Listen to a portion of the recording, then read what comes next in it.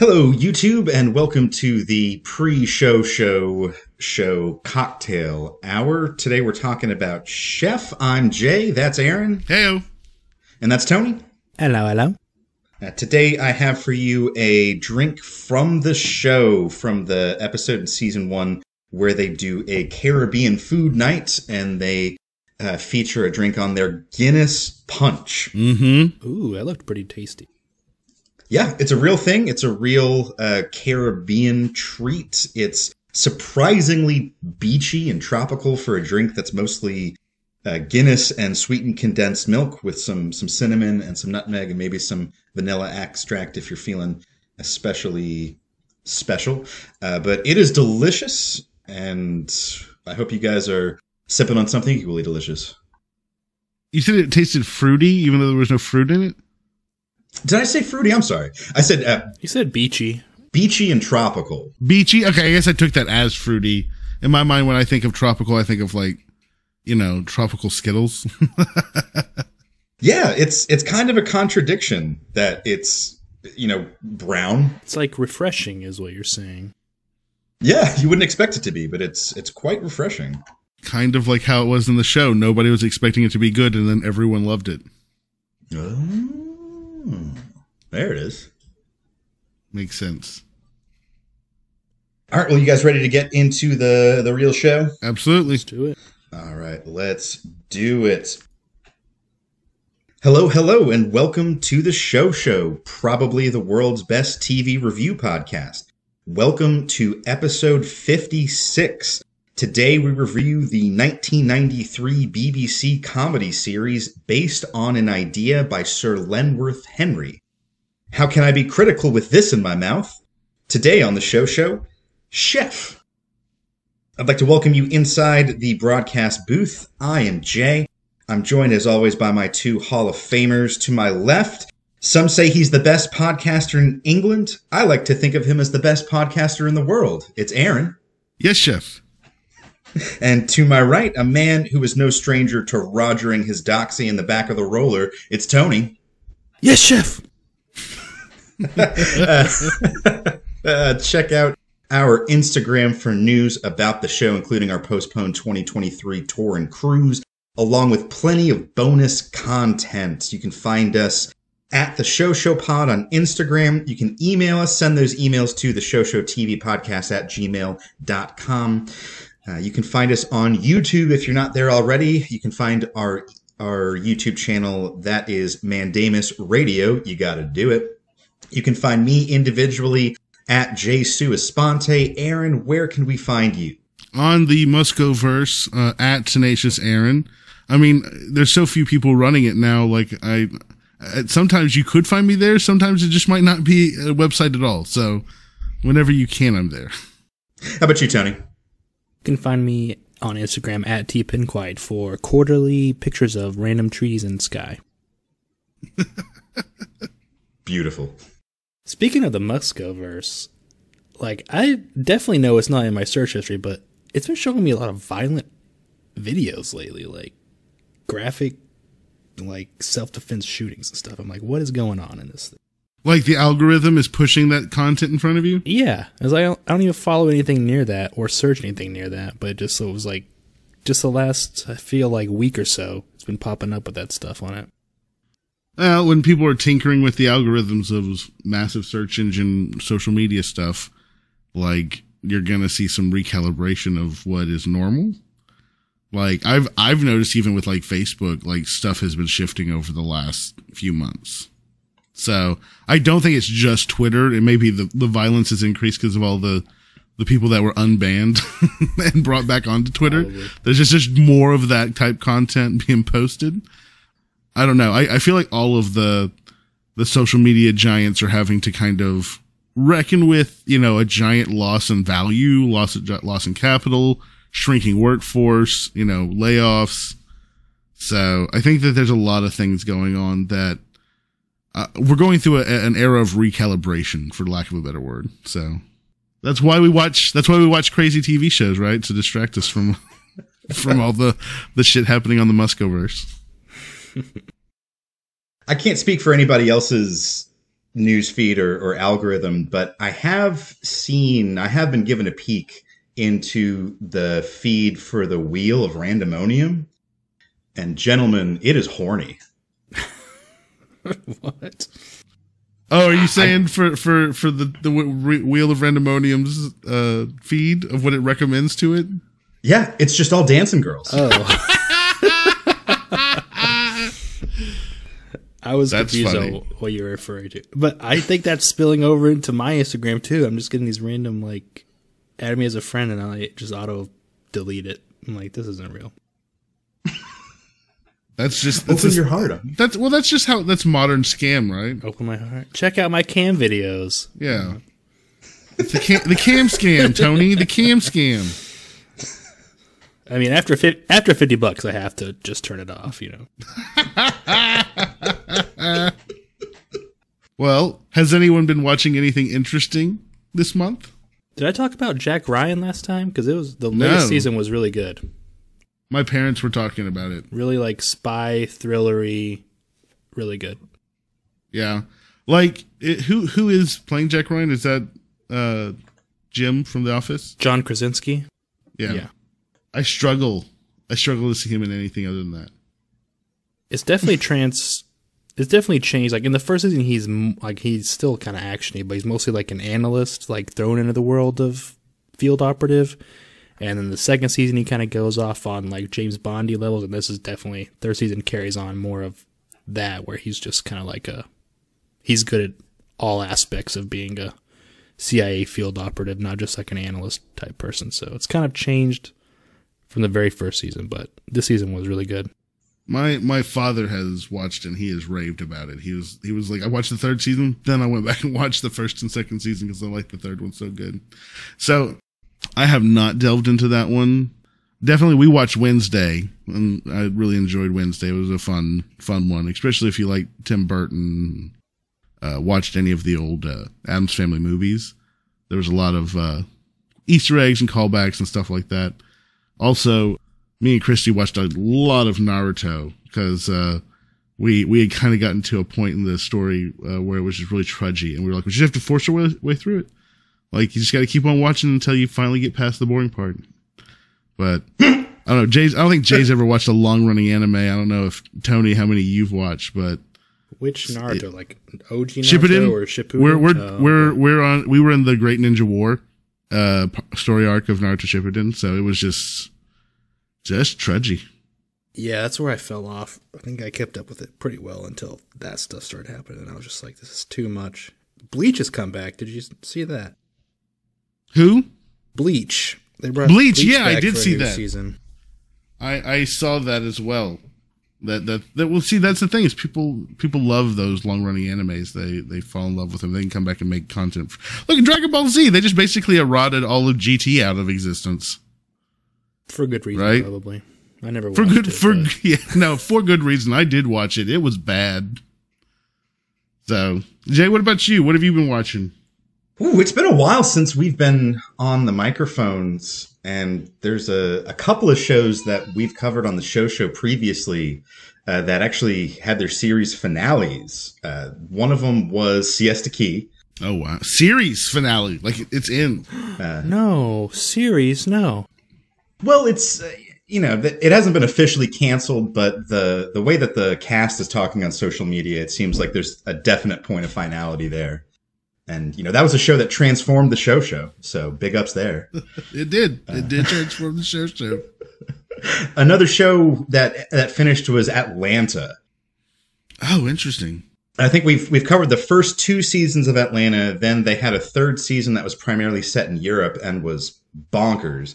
And then season 4, they've returned, but it's wow. It just I how I love to describe things as Lynchian, but the last episode of the show, the title's something like "Was It All a Dream?" Well, I mean the reach of Lynch is ineffable. So you never know how far the influence has gone at this point. You can't separate it, right? Like, no. It's everywhere. No, not at all. Now, something that I've been watching within the last week is a show that I loved when I was a kid, and I'm curious to know if either of you guys grew up watching the show. It was on NBC. It was a sitcom called News Radio. Oh, loved News Radio. Didn't watch it actively when it was on the air, but I watched it like years later when I was like burning through sitcoms. So I own all of the seasons on Amazon because I loved it. Well, I've been waiting for it to come available on one of the mainstream streaming services for a while, and it's finally now available on Prime. If you've got a Prime subscription, Very nice. Aaron, obviously you're out in front of that.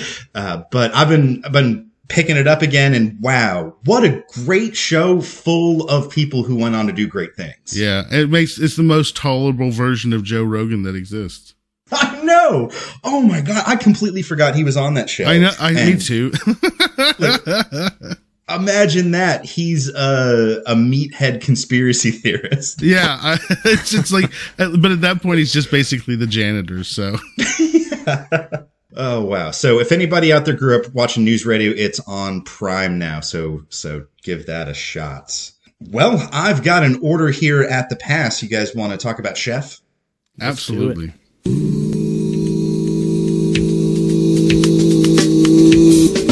Alrighty. Well, we are here today to talk about the 1993 BBC show Chef that premiered 30 years ago, depending on when you listen to this. But at time of release, we're celebrating 30 years of Chef. This is a British sitcom that follows Chef Gareth Blackstock, possibly the best chef in the world, who has a 2 Michelin-starred restaurant outside of London. And the only 2 other characters that appear in all of the seasons are his wife, Janice, and his sort of childhood friend and now employee and cook in the kitchen, Everton. His father also remains consistent. We do see the father in season 1 and season 3. Yeah. And Gustav in season 2 and 3, yeah. But Right. Gustav changes actors between seasons 2 and 3. Yeah, definitely a downgrade, I think, on the actor. Yeah, no, well, I don't know. It's the sweaty alcoholic I was getting a little tired of by the end of season Really? 2. Oh. I kind of like the recasting of Gustav as just the frumpy old dude. The woman-hating... The misogynist? I mean, yeah, but it's, what is it, the 90s? It's before they thought that, you know, you should not act that way, apparently. It's ridiculous how overt it is, too, right? And everyone's just like, that's just Gustav. Mm-hmm. Yeah, I am a big fan of Gustav, and there was one scene that really turned me off of him in this watch through more than previously, was it might have been his first episode when he's gotten drunk in the kitchen and Chef is gone and Alice and Everton have woken him up. Mm-hmm. And after Alice has left, Gustav says something along the lines of, "I think I could force myself on her." Yeah. Which is just an absolutely abhorrent thing to say. He's like, her legs go all the way up. Reckon I could force myself on her. Yeah, exactly. But, you know, that's time changes. It's amazing the things looking back that just went by uncommented on. Or were just accepted within pop culture. Yeah. Right. This is a silly sitcom, and there's essentially a quasi reference to rape. That doesn't age well. No.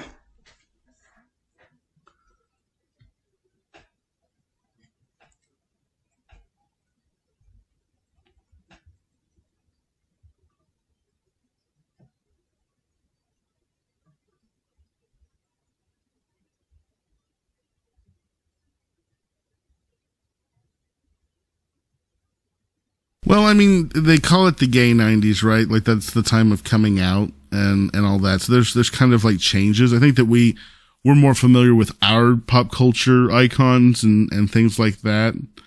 I don't know. It's an interesting question of how people talk, but I also think that in the United States, at least, getting into the 2000s, the way people talk became much more of a subject matter, for us to evaluate, right? So I feel like if you go back and watch a lot of 90s American sitcoms, things are pretty frank. Like, people say things that are pretty like, oh wow, that did not age right. Well, you know. Well, to put the timeline in some context, if you remember, there was a big turning point in American television where Ellen DeGeneres' character on her show came out as gay. And that was in 1997 after this show had finished airing. And that, you know, while it did air, that was essentially the end of that show. Yeah.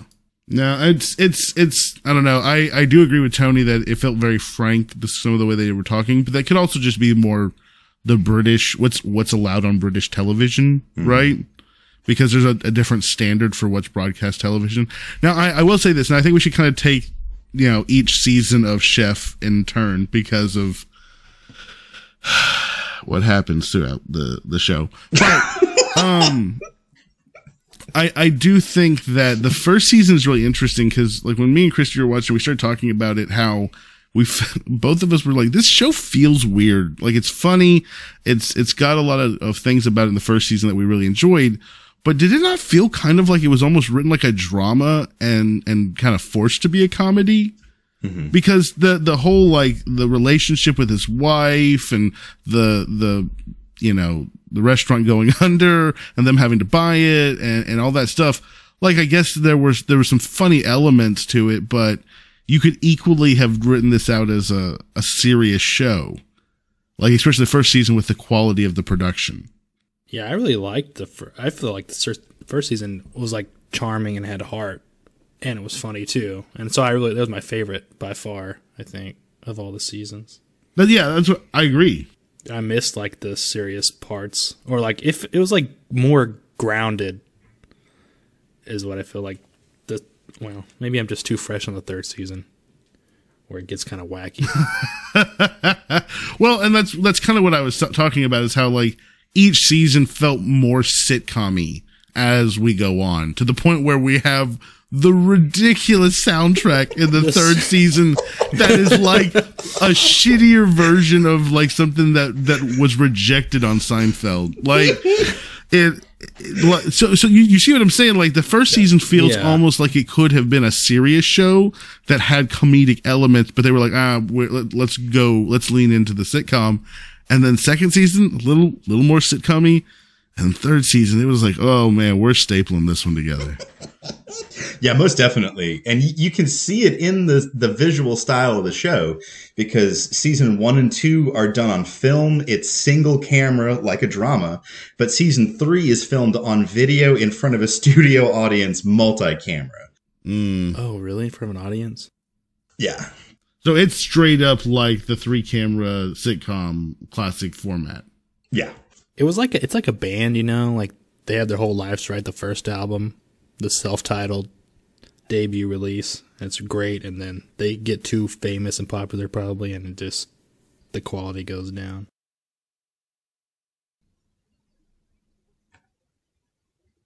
And if you look at the credited writers and credited directors, you see it too, where every episode of season 1 and 2 was directed by a person named John Birkin. Every episode of season 1 and 2, except for one, is written by co-creator Peter Tilbury. And then season 3, it's done by completely different people. Well, and this is kind of the curse of the sitcom, right? Is when you're going downhill, you're trying anything you can to try and make the show survive. Now, again, usually 3 seasons is a normal amount of time for a British show to run, right? Mm-hmm. Like, that's not an abnormal length of time.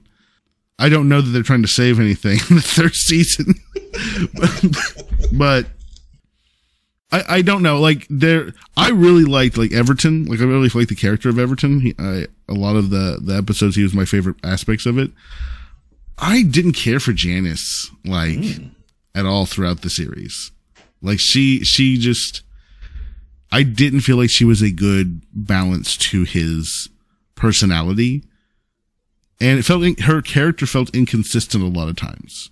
Mm-hmm. Like, at one point, she's managing the restaurant. The next minute, the restaurant has failed and they've had to like bring on an investor, right? And she's divorcing him because all he does is think about the restaurant. Well, I'm like, well, I'm having to get from season 2 to season 3 on the story here. There's some math here where you failed as the manager of the restaurant to make it successful, right? Yeah. So like the story overall doesn't make a whole lot of sense from a story perspective from season to season. Season 2 was not as, it was just not as good as season 1 in my opinion, but it was still okay. Like it was still had entertaining storylines and funny situational comedy elements. But season 3 just felt like just a slug. There was a lot of groaning in season 3. Yeah, a lot of really broad comedy, a lot of slapstick when season 1 didn't really go to the physical comedy well very often. And when it did, it definitely wasn't as just ridiculous as season 3. Well, it would be like the punchline, right? Like you would have all this like witty comedy, the things that Chef would do or some type of situation that his mouth would get him into.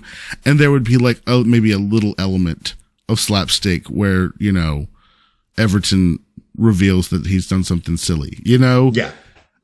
Whereas in the third one, it was just like slapstick, like everything was slapstick. Everything was ridiculous and silly, and the American, what was her name?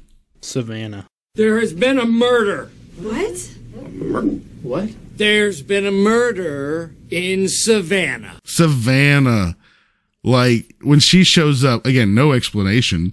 It just was like, oh, why are you here? You don't make Americans feel like look good here.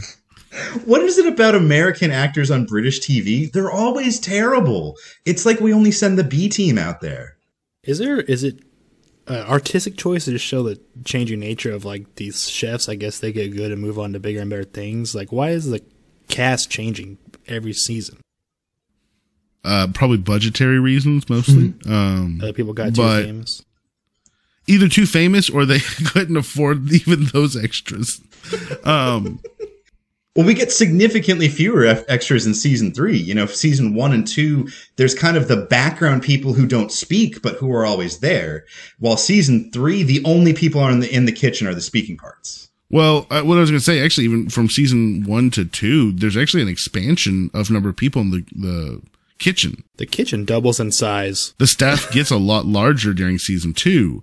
And then also like you said, the season 3, it's just like the 5 people who are in the story. And the dum-dums. The morons. The morons. Well, let's talk a little about each season in sequence. In season 1, I think we all agree, I think that was our favorite. Did you have a favorite episode out of season 1? Any that stood out for you? I would say, I don't know about an episode. I like the bit about the Chilton, or the Stilton. Yeah. Or what is it? Stilton, yeah, the yeah. cheese. Yes. That bit was funny. I don't know if that was my favorite episode, but I liked that little bit there. The Caribbean cuisine with his father coming around and everything, I thought that was pretty good because I don't know, anytime Everton got a chance to kind of thrive, I always thought it was funny. I liked it when Chef was humbled by situations like, you can only have the Gordon Ramsay's format for so long before it kind of gets boring, and I think that's one of the things this show struggles with is that this is kind of based off of like a joke from his stand-up, right? Like so it's from a bit from his stand-up, and which is funny, but you can only go so far with it. And that's, I think, why we get into season 3 where they're having to like do some ridiculous stuff. So season 1, we have the primo storylines because this is like they can use actually all this stuff for the first time. And I liked Everton quite a bit whenever he had an opportunity to contribute and not just get shit on by Chef. What about you, Jay? What's, thinking back, since this is one of the shows that you grew up with, what's the episode in season 1 that holds up the most for you? Oh, by far, it's the cheese episode. Yeah. To this day, my brother, he probably hasn't watched the show in 15 years, but to this day, he'll come up to me and say, "So you're telling me you do cheese running?" Just the rants from season 1 are what make this show great, and the best rants are in those first few episodes. Mm-hmm. That is true. I feel like the writing was crazy good the first season. I don't think the rants would have gotten old, but I feel like the quality and the cleverness of the rants went down. And they seem to rely more and more on contemporary cultural references. Mm-hmm. And, even, I kind of pride myself on being a bit of an Anglophile and being knowledgeable about the culture. And so much of that stuff went over my head. I had no idea what the hell he was talking about. Yeah, there was a lot of stuff that I just kind of had to be like, oh, okay, that seems like that was biting. I did like in season 3 the English wine little bit. That was pretty good. Was that the end of season 1? Or was that season 2? That was end of season 2. End of season 2. Yeah. Season 2? Yeah, I remember that was a really good bit. I liked that at all. The whole competition one was a good episode. I thought that actually was fun. It was an entertaining episode. And again, I think season 2 was a step down, but I don't think season 2 was bad. No. I still was enjoying the show through season 2. Yeah. He was like, I think in season 1, maybe a little bit less season 2, like he was always like obsessed with work, but it seemed like he still cared about his wife, and then they just totally, well, obviously they dropped that in the first episode of season 3. He just kind of turned into a work obsessed, I'm not gonna say douche, but on the border.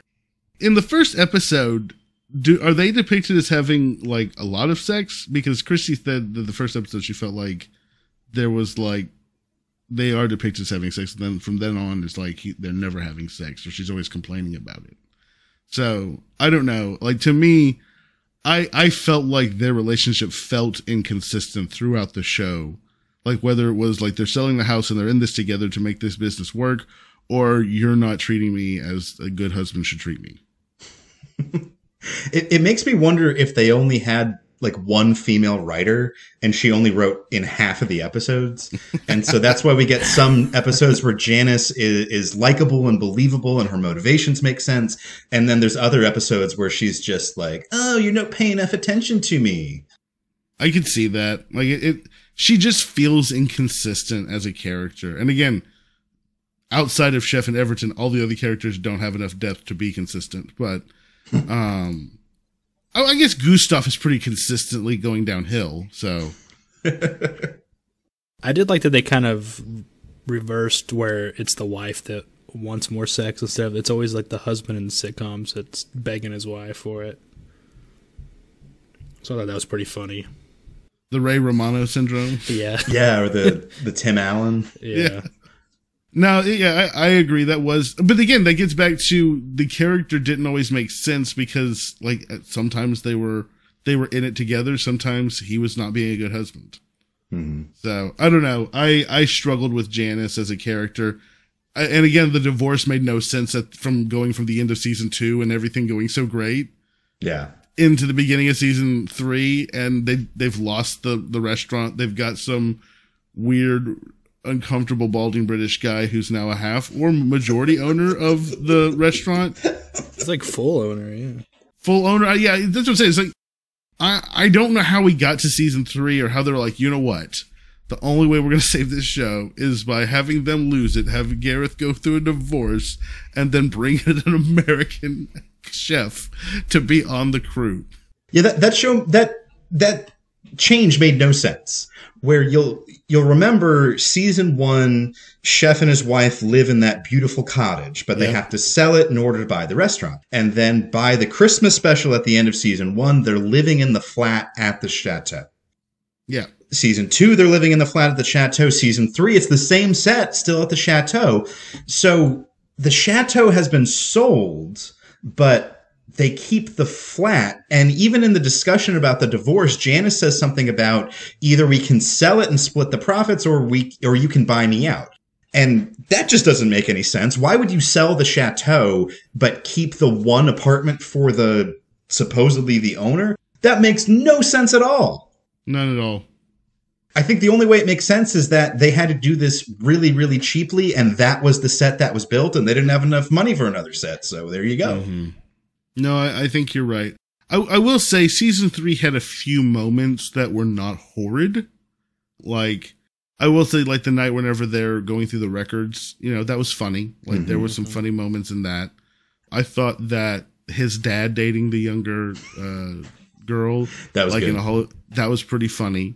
So season 3, like, it was a trudge, but I definitely, you know, there were moments that were funny and that I laughed. So it wasn't like just 100%. Yeah. Like Everton and Chef cutting the onions and crying. Yeah. Like that was some great timing between the two of them. And I think it's also something that we would not see in season 1 with that more serious tone. I agree. But there's a lot of things that happen in season 3 that you wouldn't see in season 1 because of the serious tone. Like, you know, Gustav walking in on them wrestling in the dry, I don't know if that's the dry, like, pantry or something for, like, dried goods or food or something, or if it was the fridge, but they were, like, in some area. And every time he walked in, he was like, well, that's uncomfortable, and he'd walk back out. It was just ridiculous. Him, like, begging for a heart attack, and then him singing songs in the stinking restaurant. Like, it was like, if you told me at the start of season 1 that that's what would happen in a future episode, I would not believe it. Yeah, season 1, Gareth wouldn't even have piped in music in the restaurant. And now he's singing. That just doesn't make sense. Can we talk about the most ridiculous scene in the entire show? Because there is one moment that I am going to declare, and I think you both will agree with me, is 100% hands down the most ridiculous sequence in the entire show. And it is whenever the guy owner in season 3 is dancing on the table naked and Gareth is pointing at him.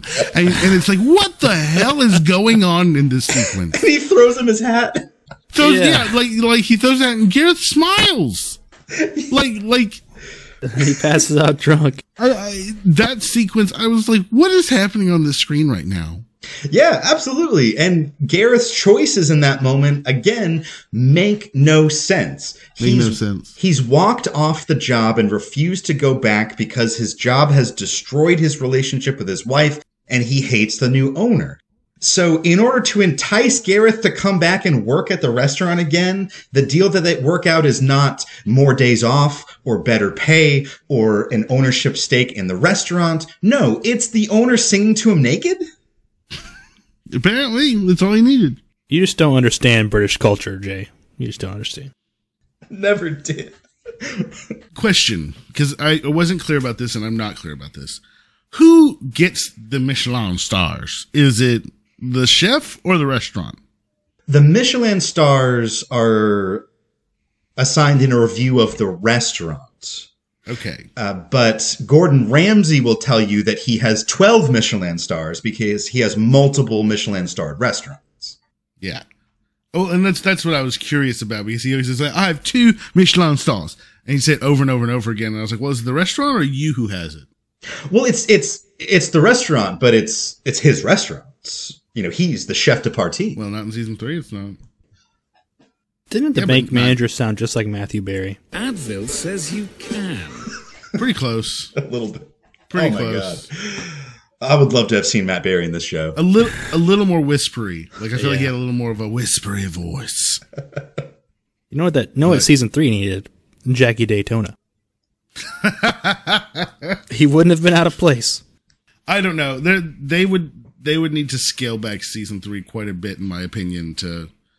I think that they could have done something better than the divorce storyline and the everything that happened there. And the whole baiting with Savannah, like having a crush on Gareth, like, what is this? Stupid. I forgot there actually was an issue.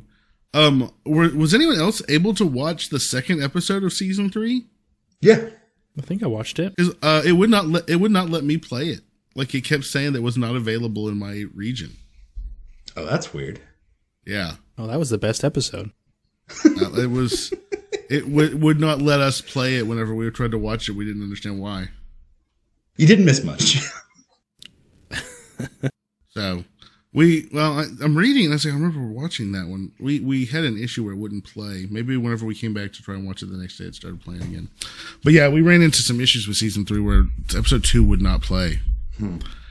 Reenie. What a terrible nickname. Well, we watched the show on a streaming service called BritBox, which I might give the gold medal for worst streaming service interface. You know, worst like customer experience for user friendliness. It was terrible. Can I tell you that you could have had a much better experience in one way? Oh no. If you go to Amazon and subscribe through Amazon, it's just your Amazon interface. Because we watched it on my Xbox on Amazon because I just added it to the Amazon subscriptions. You know what? I'll do that then. Because I'm switching everything over. Like, honestly, you can run so much. Like, you can run like Paramount through it. You can run, I think, HBO through it. Like, you don't have to have all the different logins anymore. Amazon's turning into your cable box. Mm. I guess does anyone have a Donna? I think I've made pretty clear my Donna was Janice and my Bobby was Everton. So, ooh. As for Bobby, I really enjoyed Gustav, apart from our earlier discussion.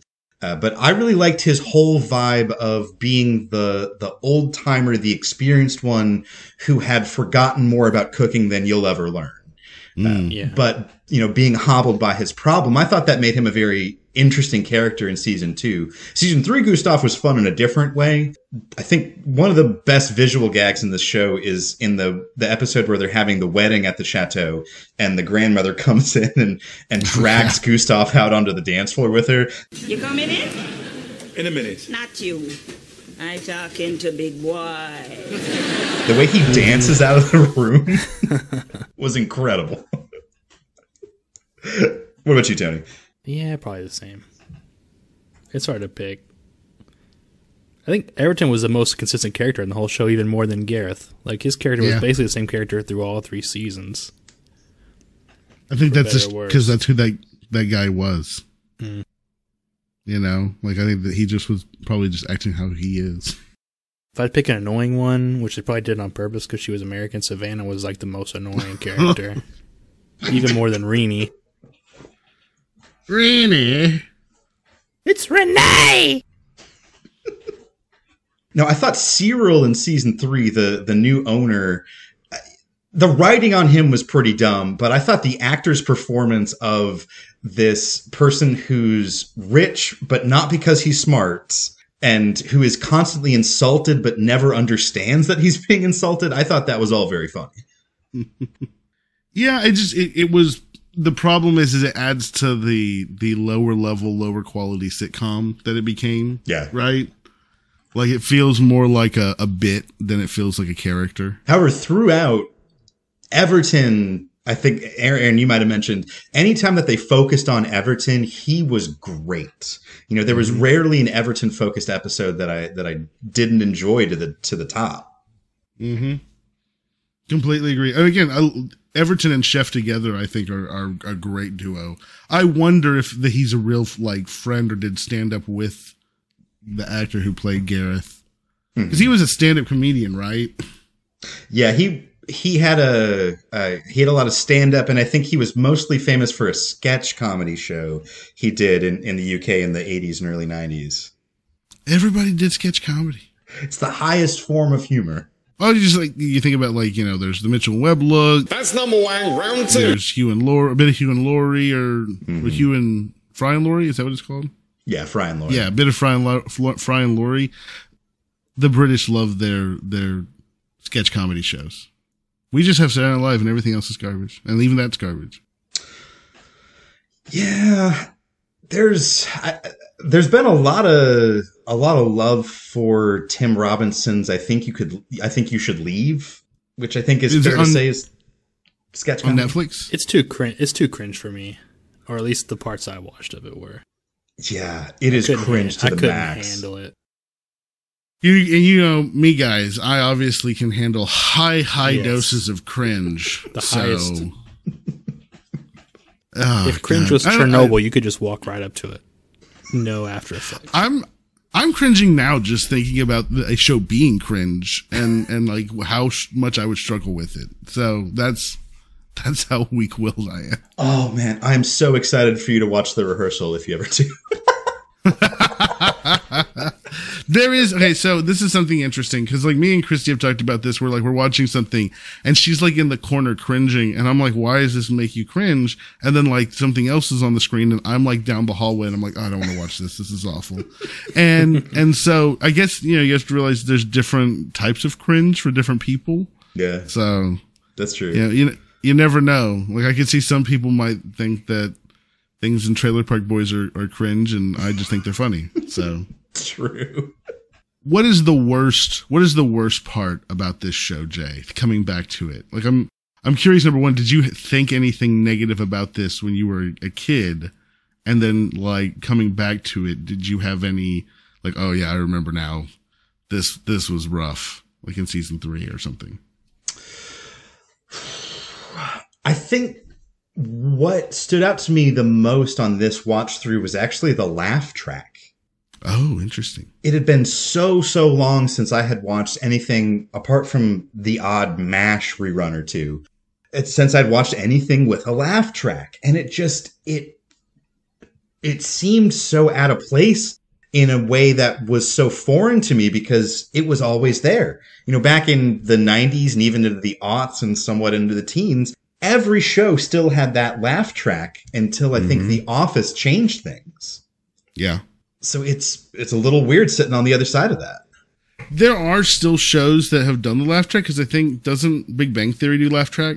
Yes, obnoxiously. It does, but Big Bang Theory ended 4 years ago. Yeah, but The Office is older than Big Bang Theory. Yeah, but The Office ended 10 years ago, you know? We're old men. That's what you said. You said since The Office changed everything. I was like, well, there were still shows doing laugh track after The Office. Sure, yeah, of course. So, but I do agree with you. There was a shift. Like, there's been a shift in sitcom comedy away from laugh track comedy. Mm-hmm. And actually, yeah, you're right. Like, now, whenever you see a show who does it or tries to tinker with it, it feels out of date. Feels old. Now you only see it when it's like a show goes kind of like meta, like almost fourth wall breaking. They'll throw in a laugh track just to kind of like break the fourth wall a little bit. Yeah, no, that's exactly like in what's it called? Oh, the one with the hacker that we watched, Mr. Robot.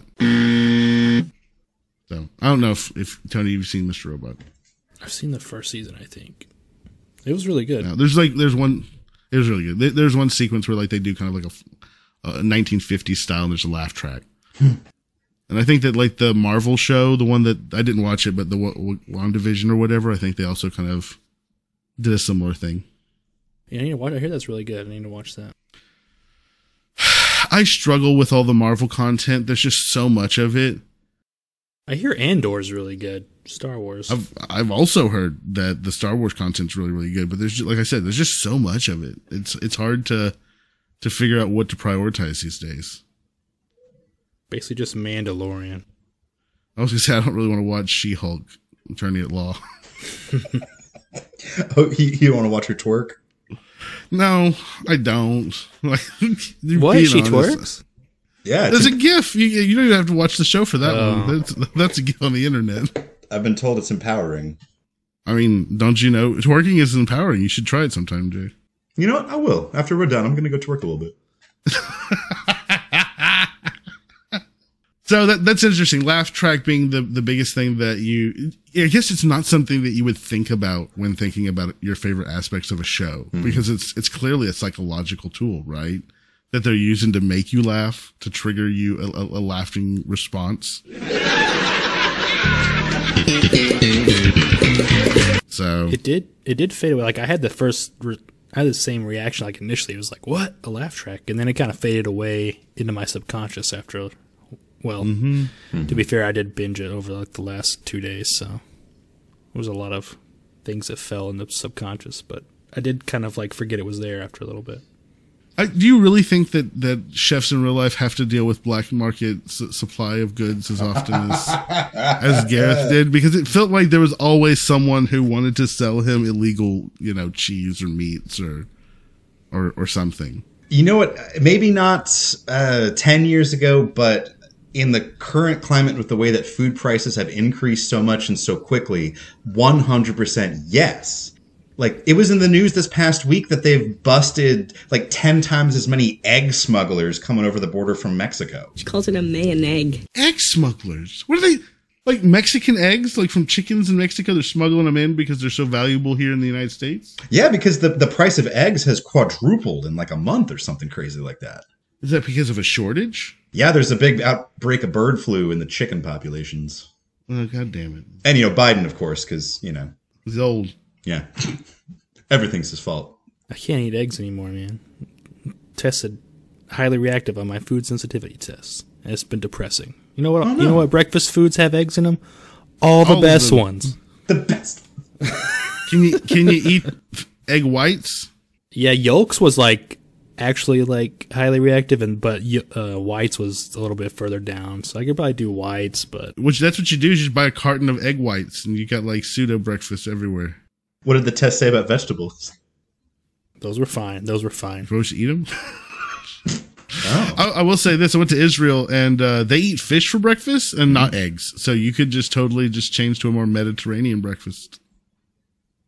It was also mostly raw and weird and not something that I wanted to eat for breakfast. I just don't eat breakfast anymore, so problem solved. Just drink coffee for breakfast. That's all you need. I do want to try that partridge terrine.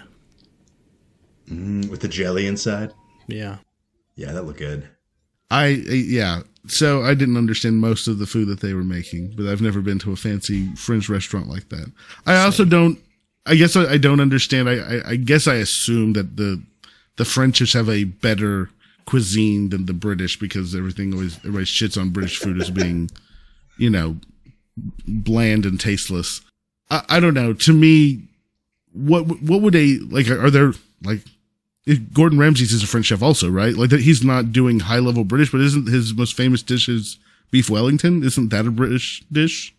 Well, Gordon Ramsay's flagship restaurant is a French restaurant, and French cuisine is all about the technique.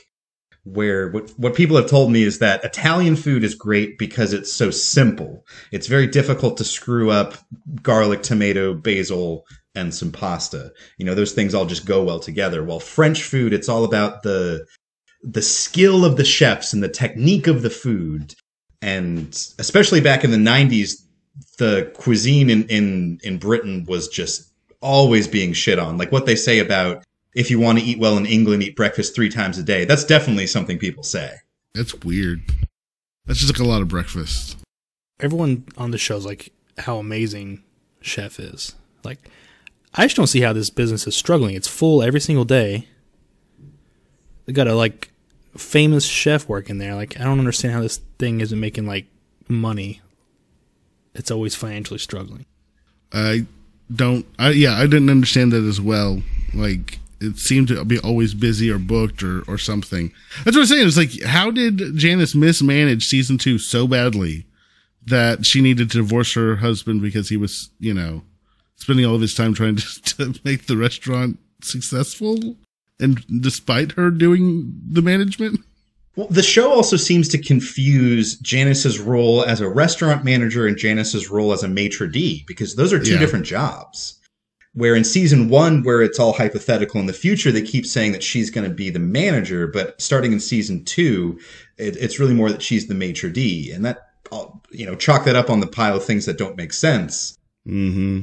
It's almost like they just kind of forgot where they were between seasons a couple times. Or they got a whole new slew of writers between each season. I know it says it's written by one guy, but the second season is written by multiple people. Right, and the writing credit, I think, it goes either to an individual or sometimes, a group, but often that's not reflective of the total number of people who actually worked on the script. Exactly. Now, after we had finished watching Chef, me and Christy watched a movie called Burnt with Bradley Cooper, where he's a chef. And one of the things in it was how all the the way that French chef were doing it in the 90s and the early 2000s, that's now old hat, and everyone's doing sous vide now. And if you're not doing sous vide, you're not cutting edge. And it was the entire movie was basically about sous vide coming in and completely upending the French cooking arena. But I thought about that, how Chef would react to having to boil his food. like the rants that he would go down, like whenever someone tried to convince him that's the superior way to cook. But apparently it's true. Like, you can have the food perfectly prepared and ready to go at the exact temperature if you just boil it in a bag. Oh, it's delicious. You ever had like a sous vide steak? No. My friend makes it sometimes. You just like cook it to whatever you want it, medium well, whatever, and then you just take it out and sear it in a pan, and it's like delicious. That is what the movie depicted. Like, everyone had to bow down to. It could have just been propaganda for sous vide. I couldn't tell you that it wasn't. But the entire time we were watching it, all I could think of was Gareth Blackstock and what he would do if he had to sous vide his meat before he served it. There's a new show about chefs, right? Called like Bear or something like that. Is that right? The Bear. Yeah, The Bear in Chicago. Yeah. Right. Is it it's like a line chef, right? Like he's kind of sweating it out. No, he's like the main character is a classically trained high-end chef, but the show is that he returns to his family restaurant, which is a Greasy Spoon, after the death of a family member. So the restaurant he goes into is like the Chicago, beef and sandwiches and, Greasy Spoon food. But the main character, he's from a very different background. Okay. I've only watched the first episode, but I hear it's fantastic. It's gotten a lot of great buzz. Again, it's hard to pick new shows to watch, right? Like, there's so much out there. Yeah, there's only so much time. Speaking of which, you guys want to get on the road and do some ratings and reviews of Chef? Absolutely. Let's go on a car journey. How many Michelin stars? Ooh, Michelin stars. Well, this was my pick. I'll go first. It's difficult to separate my nostalgia for growing up and watching this show and enjoying it so much with, my 2023 show review of it. But I think a solid 8 is where I'm going to settle, because this is a show that has so much great writing and great moments, and it's got its problems, as we've discussed, but it's something that's always going to be near and dear to my heart. So 8 Michelin stars for myself. How about you, Tony? I just did the math on my phone. It's going to be an overall 6.5. Like, season 1, 8.5, season 2, 7, season 3, 4. And that averages to 6.5 Michelin star. Wow.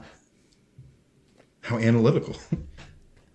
But, I mean, if it was just the first season, I loved it. I'm going to say, it was like, I felt like I hadn't watched something that was exactly like this before. And it was refreshing. I think I texted you, I was like, this show's awesome. So, based on that, I would say, everyone should watch it. Maybe I'll bump up the overall to a 7 just for my fond memories of season 1. All right, 7 Michelin stars. How about you, Aaron? I'd have to give it a 6. And the reason why is that although season 1 was great and really enjoyed it, season 2, there was definitely just a progression downward for me. And I kind of think of it in terms of like, would I recommend it to someone just on the merits of it? And kind of like right there at 6 is where it's like, maybe. And if I go up to 7, I'd say yes. And I don't know that I could recommend this to everybody, right? Like, this has got some rough elements at the end to land it. So I think that it is funny. It is probably more kind of pigeonholed for like an Anglophile or something, someone who's into British comedy already, which is what also kind of makes it harder to recommend. So I think a 6. It's the first 2 seasons are funny, they're entertaining, but man, that last season, it is a train wreck, a slow train wreck, pulling trucks or whatever you said, they call their train cars. I know we don't plan it to make the math easy for Jay, but darn it if we don't do it. Yeah, I appreciate it, guys. We've got you said it. We got a 7, an 8, and a 6 for an average score of 7. That puts it on par with season 1 of Avenue 5, Fooly Cooley, Watchmen, and The Woman in the House Across the Street from the House. I can't even remember. What was it? The woman across the woman in the house across the street from the girl. The woman in the window. That feels too low for Watchmen. I feel like I really liked Watchmen. I struggled with it. I had a lot of source material objections. So, I will say, actually, I feel like that's actually right about where I would feel, because like Fooly Cooley, not something I can recommend to everyone. So, yeah, that feels about right. So I think that, yeah, a 7 that feels like a good landing for Chef at the end of the day. I like it. That's still pretty high. That's gotta be like the top third or something. No, we watch mostly good shit. Yeah. Like, I don't think that anything's, like, maybe a few things have gotten below 5, right? Yeah. What was Mosquito Coast one of those? Yes. Yeah, below 5 is Marvelous Mrs. Maisel, Buffy the Vampire Slayer, Cyberpunk Edge Runners, Mosquito Coast, His Dark Materials, and Siesta Key. God damn, some of those were cringe fest. Ooh, I want to watch Fleabag. Oh, yes! I've heard that's really good. Well, do you want to put that as your offering on the wheel? I'm changing it, yeah. You're changing yours to Fleabag. Okay, I'm not going to mention what you had originally had, so you can save that for a later date. All right. Back-to-back British shows. I like it. That's on HBO Max, right? Or is it Amazon? I think it's on Amazon. I think. Yeah, I think it's on Amazon. All right, season 1 of Fleabag. Oh, well, speaking of Wheel of Randomonium, are we ready to spin to win? Let us approach the wheel. Well, Aaron, what are you putting up on the wheel? Well, as I bring it up, previously we had put up The Righteous Gemstone season 2 on the wheel, and it did not make it. And it seemed that both of us had some enthusiasm for that choice. And so it looks like both of us have come back and put up Righteous Gemstones on the wheel for our pick. And at least I have put mine. Do you want to stick with that as your choice, Jay? Oh, absolutely, I do. Do you want to form an alliance? Let's just say the deck is stacked. The Righteous Gemstones is on there twice, season 2, and then Fleabag off Amazon for Tony. You know Fleabag is going to win because it's the lowest percentage chance. It's a Monty Hall problem, so we will see. But let's see here. I mean, do you want to give a quick rundown of what Fleabag is? Because I tangentially know, but... Well, I just flipped to it, so I'm just like going off memory. I think I watched the first few episodes. It's about a woman who's a cafe owner, and it's got like a fourth wall. Like, she does a lot of cutaways speaking with the audience, and it's like a comedy. It's a Ferris Bueller-esque. Yeah.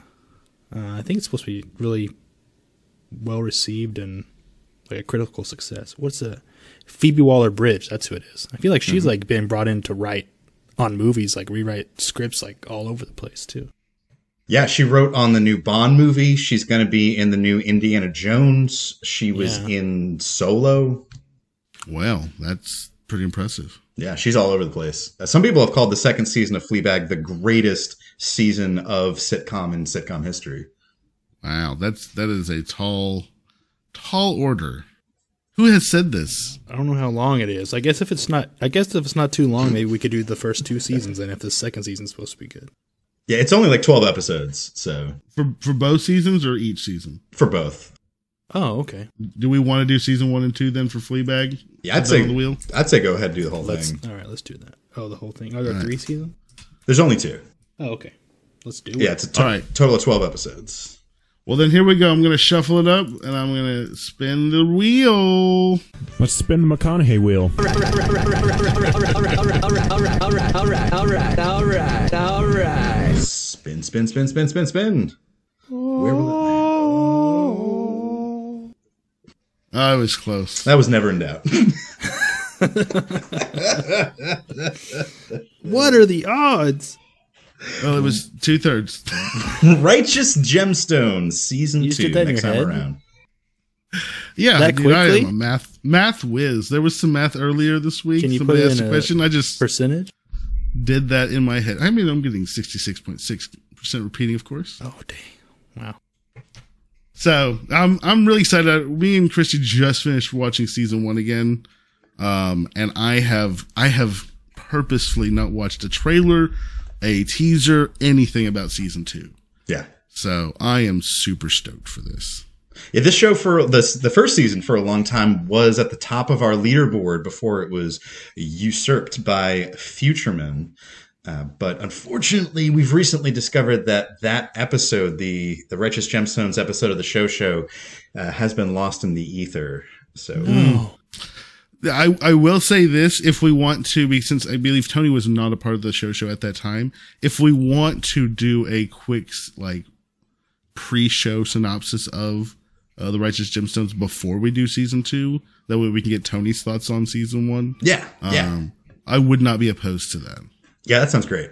Sounds good. I'm going to watch the first season and the second season. And, oh wait, no, that's on a later future episode. secret discussions that are not to be aired. Secret. For upcoming episodes. Got to keep the audience on the edge of their chairs. A teaser to you all in the internet land that we might have things planned in the future that you might be interested in. And it's not just a cruise. We're having to shift it to a European river cruise from We're going to Budapest. Caribbean, yeah. Well, gentlemen, it has been a ton of fun talking about Chef with the two of you. I want to thank you, Aaron. You're welcome. And I want to thank you, Tony, for joining me. Yes, Chef. And to our audience out there, we love you very much. We want to thank our executive producer, Dick Wolf. We wouldn't be here without you, Dick. And we will see you next time talking about the Righteous Gemstones. And until then, I will see you in the trees. Oh, it's like the handle of a pan.